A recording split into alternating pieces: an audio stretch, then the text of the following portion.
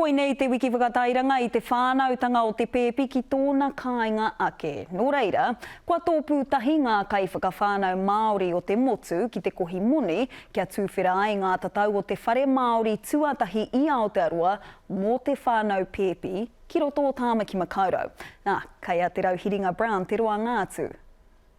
Ko te whakapūmau he wāhi whakawhānau pēpi ki ro kāinga, te aronga nui. Whānau don't always have the appropriate and safe spaces and environments to have home births in. There has been an increase of wahine that want to birth at home because of COVID, because of the whānau restrictions. Koe nei te whare o tauira tapuhi hou, a hira mo I wakalerama.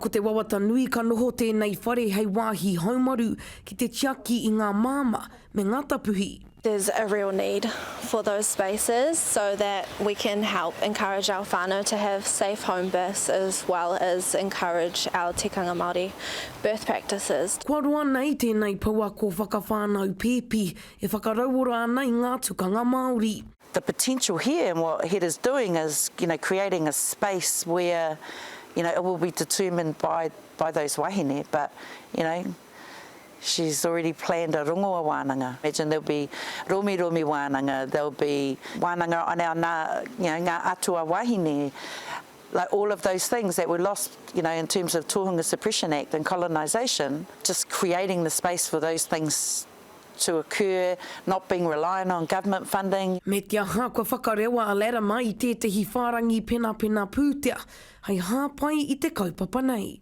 It is non-profit, so me and my whānau will be putting our own pūtea in it too. Anything helps, but for now we're looking at a few thousand just to make sure that we have a nice space made up and the right and correct tapu that we need to have a safe space. Hei ngā rangi tito ki ka rewa I ngā mahi rangatira ki tēnei whare kōhanga. Te Rauhiringa Brown, te karere.